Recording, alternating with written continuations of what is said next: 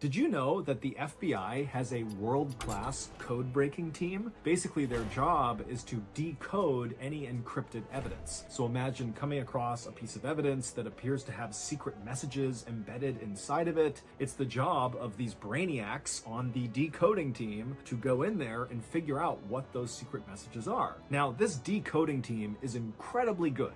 But periodically, they do run into riddles, if you will, that are just way too difficult and they can't figure them out. And when this happens, they will often appeal to the public and say, hey, anyone out there, if you can solve this riddle, let us know. And so today's story will involve one of those types of impossible riddles. And if you stay till the end of the video, you'll actually see the mystifying evidence. And I'll show you where you need to go online to literally help the FBI solve this riddle. But before we get into that story, if you're a fan of the strange, dark, and mysterious delivered in story format, then you've come to the right place because that's all we do, and we upload once a week.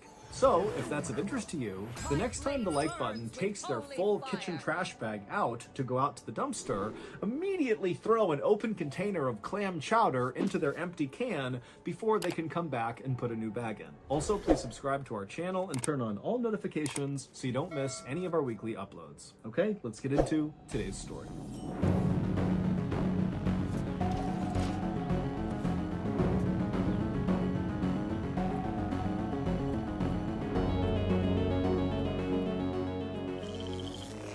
At around 5 o'clock in the evening on June 25th, 1999, a man named Ricky McCormick stumbled into an emergency room in St. Louis, Missouri, with his hand over his chest, complaining that he couldn't breathe. He said he had asthma, and earlier that day he had been cutting the grass, and so maybe that had caused a flare-up. But either way, here he was in a lot of discomfort saying, I need help. Ricky was 41 years old, and for his whole life, he had had heart and lung problems, and so him arriving in this state in ER was actually not all that uncommon for him. And so this hospital did what they did with anyone who came in complaining that they couldn't breathe.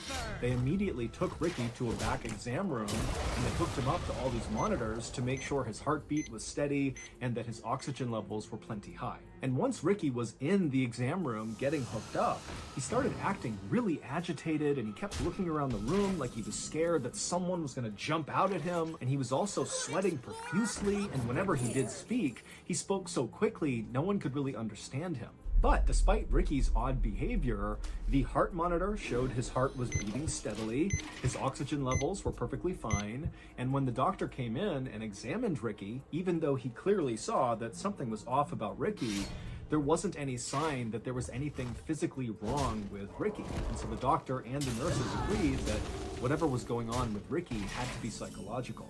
And as it happened, Ricky did have a long history of psychological issues. He was known for making things up all the time, just telling people these crazy stories about himself, like how he was this talented singer and he was about to go on tour, or that he was actually a prince, or that he was studying to be a doctor. I mean, things that nobody thought was true, but Ricky would say as if this is just common knowledge, this is who I am. And so Ricky's family for the longest time had just assumed that Ricky was either bipolar or maybe schizophrenic. Those are both serious mental health disorders that totally disrupt normal thinking. But Ricky, despite being encouraged by his friends and family to go get help, never got help for any of his psychological issues. And so Ricky's life had kind of gone off the rails. He had dropped out of high school and not gone back to any sort of schooling, and he had spent some time in jail. Now, Ricky was living in a low-income, very dangerous part of St. Louis, which is a big Midwestern city on the Mississippi River that in 1999 had a very serious issue with gang violence. Ricky absolutely hated it there, but he had no way to actually leave St. Louis. In fact, Ricky didn't even have his own place. He bounced around from his mother's place, his aunt's place, and his girlfriend's place. Ricky did work, but the work was very sporadic, and it was for the most part just night shifts for random odd jobs. And when Ricky was actually working, he really just spent his time chain smoking cigarettes and drinking literally gallons of coffee. Back at the ER, Ricky, who was still in the exam room, had only been there for less than an hour when the doctor came back in and told Ricky that he was okay and he was going to be discharged. Now, Ricky immediately said, no, I have to be here tonight. I need to stay here. You need to admit me. but the doctor just kind of ignored what he said and handed him the discharge paperwork. 15 minutes later, when a nurse came back into the exam room to get this paperwork from Ricky, she would walk in and see Ricky still sitting on the exam bed, kind of fidgeting around, looking down at this paperwork on his lap that immediately she saw he had not filled out. He had just signed his name at the bottom.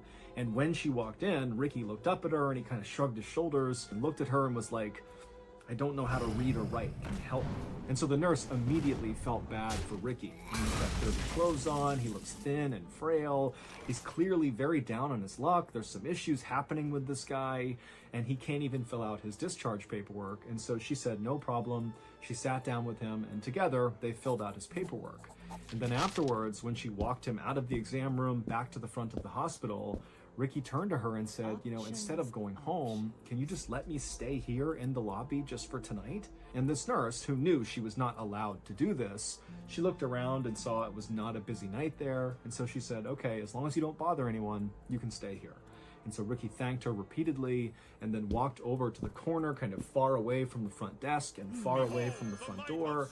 And he sat down and folded his arms, and then he just stared at the front door. And so this nurse assumed that Ricky actually must be homeless, especially based on, how he came in and how he was acting. And so she figured, he needs a place that's warm to stay tonight. And so the nurse went back to her station, and over the course of the next several hours, she would periodically look out into the lobby, expecting to see Ricky kind of curled up asleep in the corner. But every time she looked out there, Ricky was still sitting upright, arms folded, staring at the front door of the hospital as if he was expecting someone to come in at any moment and he needed to be ready. And so she thought this was unusual, but she decided not to intervene. She just let him sit there and do his thing. Later that morning at 11:30 a.m., when the nice nurse who had allowed Ricky to stay in the lobby was leaving her shift, another crew of nurses came in, and right away they noticed Ricky was just sitting in the corner for no apparent reason. And when they walked up to him to ask if he was okay, what are you doing here? What can we do for you? Ricky, instead of trying to talk to any of these nurses, just got up and walked out of the hospital. After leaving the hospital, Ricky walked to a nearby payphone and he called his girlfriend, Sandy. And when Sandy picked up the phone, she immediately recognized her boyfriend's very familiar voice, but she also picked up that he sounded really tired and kind of out of it. And so when she asked him, are you okay? What's going on? Ricky would tell her that he had just spent the night in the hospital. But he didn't clarify that he had spent the night in the lobby of the hospital, not admitted as a patient at the hospital. But to Sandy, it really didn't matter because already this was raising red flags for her, because this was actually the second time that Ricky had gone to the ER just that week.